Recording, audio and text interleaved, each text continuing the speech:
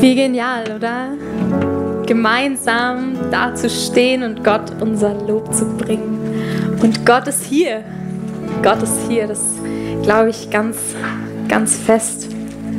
Ich weiß nicht, ob dir das schon aufgefallen ist, aber wir als Kirche, wir machen so verhältnismäßig recht viel Musik, oder? Wir singen eigentlich jeden Sonntag so zeitmäßig eine recht lange Zeit. Predigt geht so, je nachdem, mehr oder weniger 30 Minuten, je nachdem, wer hier steht. Und dann sind noch ein paar Ansagen und dann singen wir total viel. Und ich weiß nicht, was du so für ein Typ Mensch bist. Ich finde das genial. Ich finde das richtig cool. Ich habe Musik studiert, also Musik und Theologie. Und ich liebe das. Und vielleicht geht es dir auch so. Aber es gibt auch Menschen, ich kenne das nicht so, aber für die ist es vielleicht nicht so normal.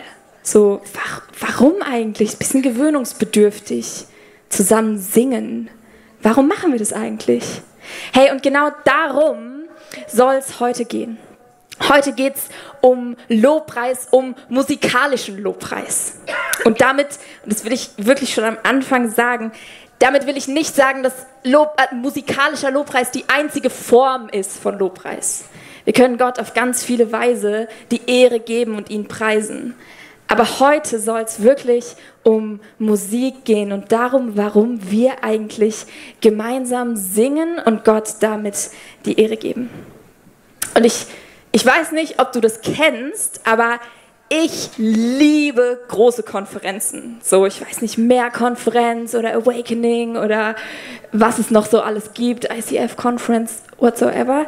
Und ich kann mich noch an eine Konferenz erinnern, da war ich so, das war echt eine wilde Aktion. Ich war, glaube ich, gerade 16 und mein Jugendpastor hat gesagt, boah, da ist so eine richtig coole Konferenz in Schweden, komm, wir gehen da hin. Und ich direkt, ja klar, Mama, ist okay, ja, klar, kein Problem. Und eigentlich kannte sie meinen Jugendpastor, aber der war so ein bisschen, der war in der Mission vorher. Und dann war so 2 Wochen vorher, eine Freundin von mir ist auch noch mitgekommen. Und er so, oh, wir haben noch gar keine Unterkunft, wo wir schlafen. Ja, zur Not legen wir uns irgendwo auf eine Parkbank, alles klar. Gott hat versorgt, wir haben dann eine Unterkunft gefunden für 5 €, richtig schön am See. Und das war eine richtig prägende Konferenz für mich. Ich mit 16 zwischen Tausenden von Menschen, richtig begnadete Lobpreiser auf der Bühne und wir haben 4 Tage lang richtig gute Inputs gehört, sind auf die Straße gegangen, haben das Evangelium gepredigt und diese Worship-Zeiten, die waren einfach anders. Kennst du das? Hattest du so ein Erlebnis auch schon in deinem Leben und du stehst dort und du spürst die Gegenwart Gottes auf so besondere Weise? Oh, und das hat mich geprägt und ich war so, Gott, Hammer, ab jetzt immer. Jetzt jede Worship-Session, genau so. Wo ich deine Gegenwart spüre. Mehr Feuer, mehr davon. Ja, aber irgendwie war ich dann zurück zu Hause und dann war das irgendwie nicht mehr so. Also ich habe das nicht mehr so gespürt, zumindest nicht immer. Und dann stehst du da und denkst dir so, okay Gott, also mache ich irgendwas falsch? Irgendwie, ich spüre dich nicht mehr. Liegt es jetzt an mir? Oder an den anderen? Und dann noch schlimmer, dann stehst du irgendwo und alle um dich rum scheinen es zu fühlen, heben die Hände und dann fängt noch einer an zu weinen und du bist so, ich spür's nicht. Also, faken die das? Oder bin es ich? Oder war das vielleicht in Schweden irgendwie nur wegen der Musik? Habe ich vielleicht da so irgendwie nur so Emotionen gefühlt? War das vielleicht gar nicht deine Gegenwart? Und ich fange an, dass meine Gedanken sich kreisen und ich auf einmal in Frage stelle, okay, also ist das wirklich Gottes Gegenwart? Und wie gehe ich jetzt in so eine Lobpreis-Session rein? Also, wenn ich es ja nicht fühle, ist es dann vielleicht heuchlerisch, wenn ich dann doch Gott lobe? Weil ich spüre das ja nicht. Und wenn ich dann die Hände hebe, das fühle ich ja nicht. Also was machen wir jetzt mit Gefühlen und mit Lobpreis? Oder eben ohne Gefühle und Lobpreis? Und ich weiß nicht, wie es dir geht, ob du das schon mal hattest und vielleicht hattest du das sogar heute Morgen, gerade eben, dass du es nicht gefühlt hast. Also was machst du? Solltest du dann trotzdem preisen, auch wenn du es nicht fühlst? Oder vielleicht eher nicht und warten, bis du es wieder fühlst? Und genau da soll es heute drum gehen.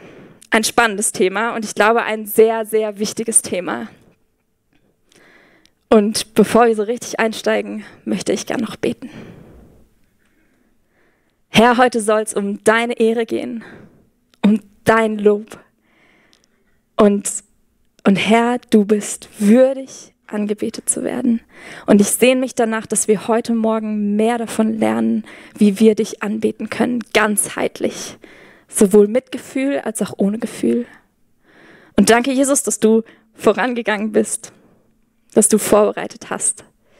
Und so bete ich, dass du jetzt auch unsere Herzen vorbereitest, dass du sie öffnest und in jede einzelne Situation reinsprichst. Du weißt, wo jeder steht und du weißt, was jeder braucht. Und ich danke dir, dass du da bist, heute lebendig bist und dein Wort heute noch gültig ist und spricht.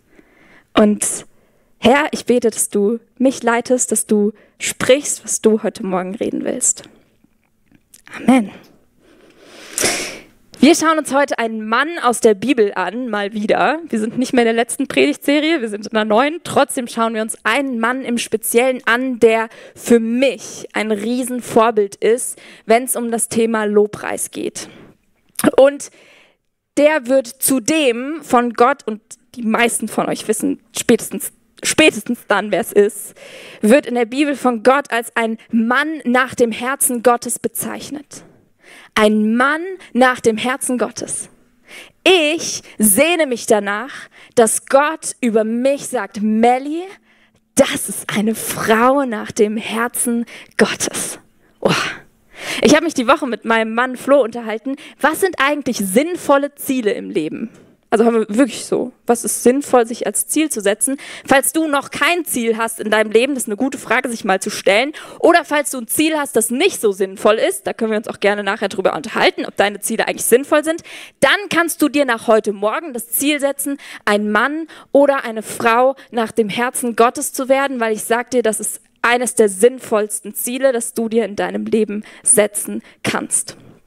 Und heute können wir etwas von David, dem Mann nach dem Herzen Gottes, lernen, weil ich glaube, er hat sehr, sehr viel verstanden, was es bedeutet, ein Mensch, ein Mann, eine Frau nach dem Herzen Gottes zu sein. David, kurz für alle, die den Namen vielleicht noch nicht gehört haben oder nicht wissen, wer das ist. David war Hirte. Ein sehr schöner Hirte, wird über ihn gesagt, schöner junger Mann. Und der wird später zum König vom Volk Israel. Also so ein bisschen gefühlt vom Tellerwäscher zum Millionär. Und David gilt als einer der bedeutendsten, gottesfürchtigsten Herrscher des Alten Testaments. Aber da ist noch eine Eigenschaft an ihm, die finde ich besonders attraktiv, und zwar war er Musiker. Und zwar ein sehr begnadeter und sogar bekannter Musiker. Und zwar spielte er Harfe. Und es gibt eine Geschichte im Alten Testament, in 1. Samuel 16. Und da tritt David mit seinem Talent des Harfenspielens auf. Und da lernen wir eine sehr, sehr spannende Sache über Musik. Und zwar ist der damalige König Saul betrübt von einem bösen Geist, der plagt ihn. Und dann sagen seine Knechte, hey, wir haben da eine Idee. Wie wäre es, wenn wir jemanden suchen und der macht ein bisschen Musik für dich? Vielleicht geht's dir dann besser. Ja, gute Idee. Und dann finden sie David, der eben guter Harfenspieler ist. Und David spielt auf dieser Harfe, wann immer Saul von diesem bösen Geist geplagt wird. Und es steht, ich habe den Vers nicht in der PowerPoint, falls du den suchst.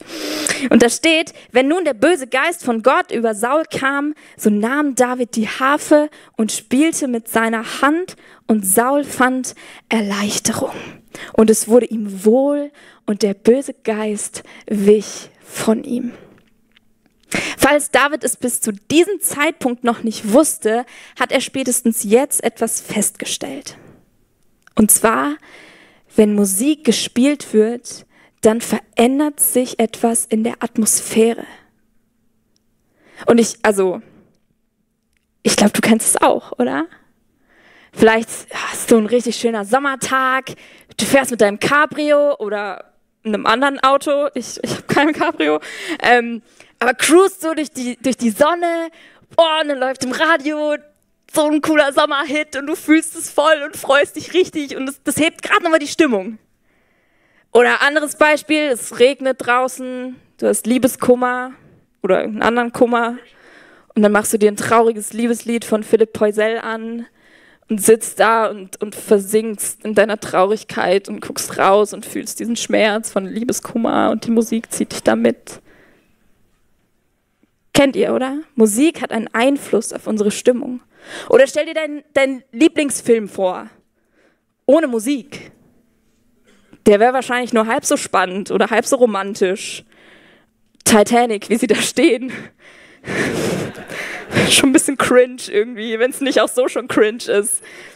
Aber Musik macht was. Musik macht etwas mit unseren Emotionen. Und ich glaube, das ist sehr gewollt so.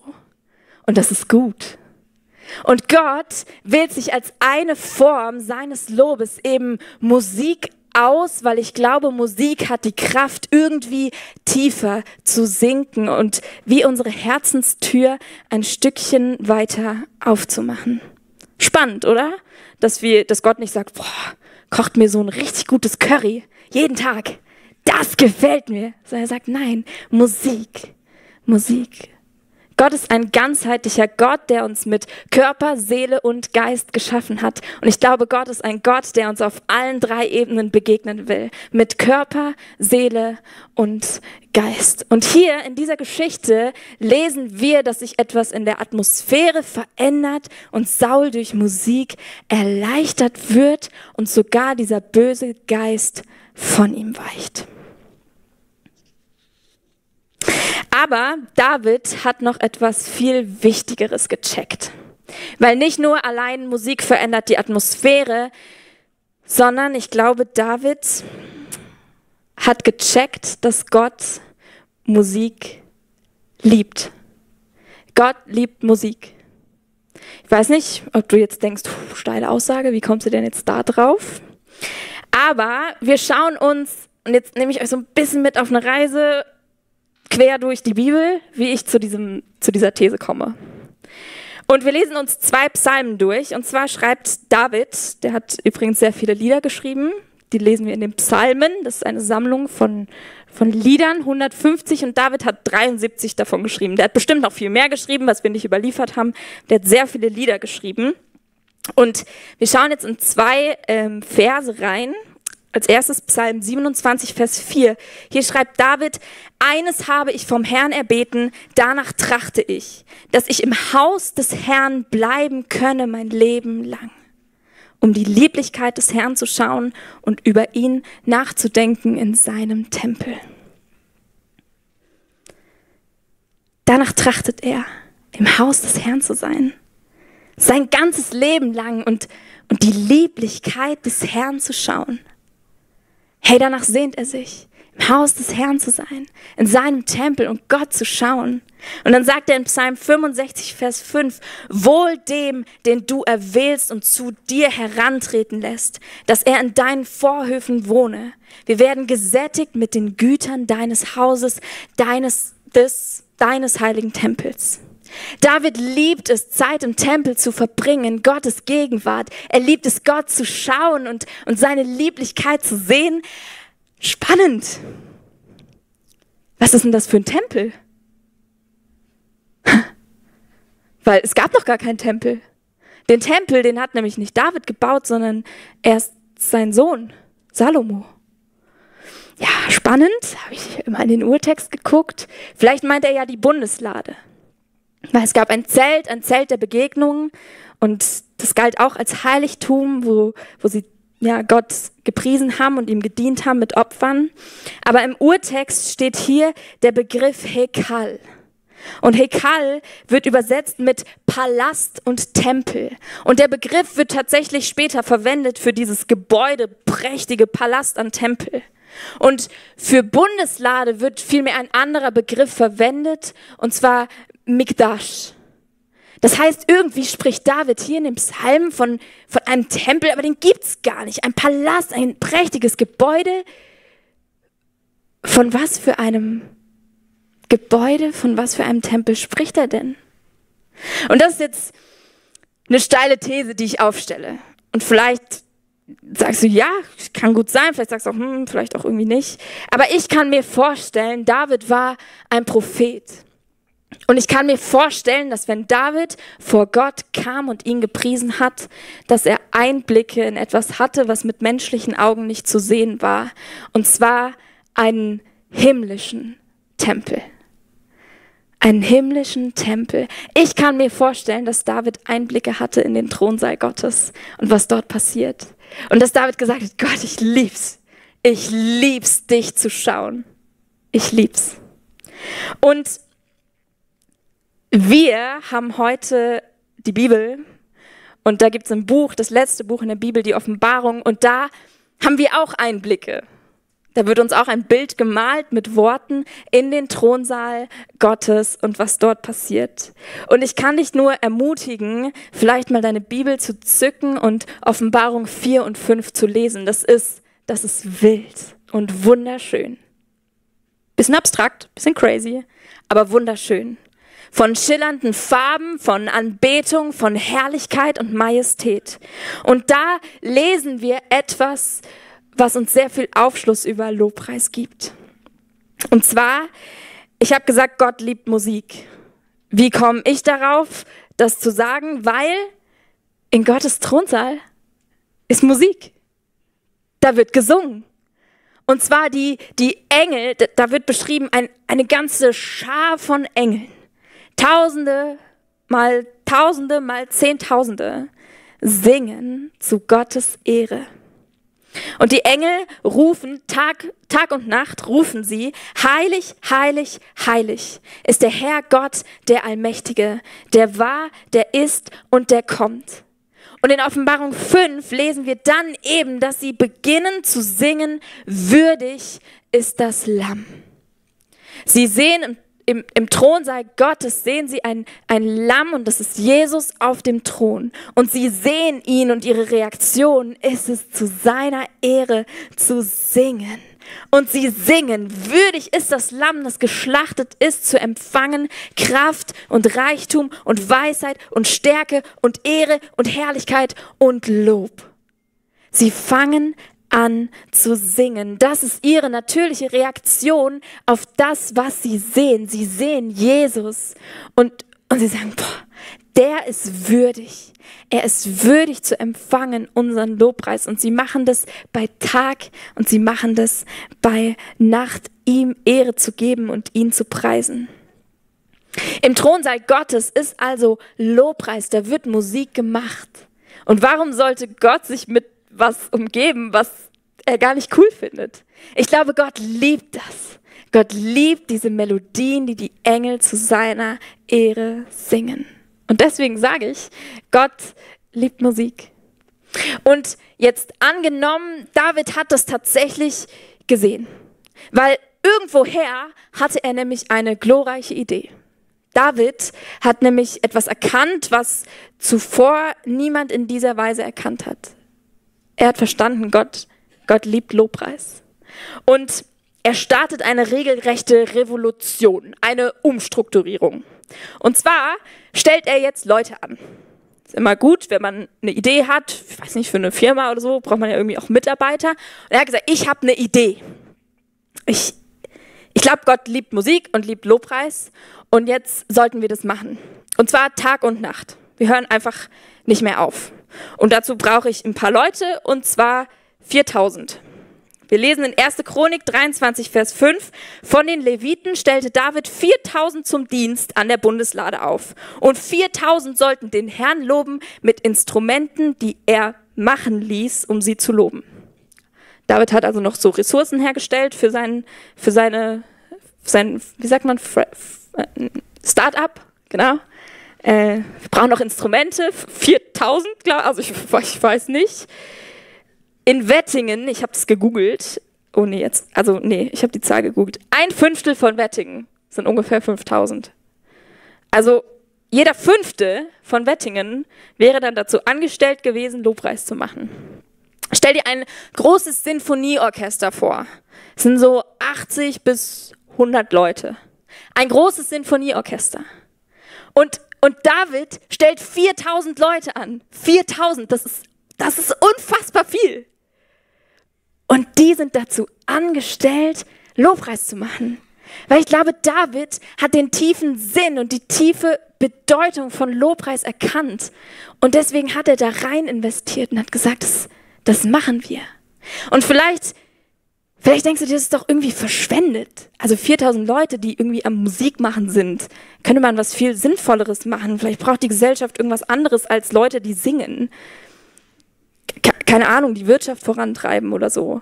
Aber David hat verstanden, nein, das ist keine Verschwendung.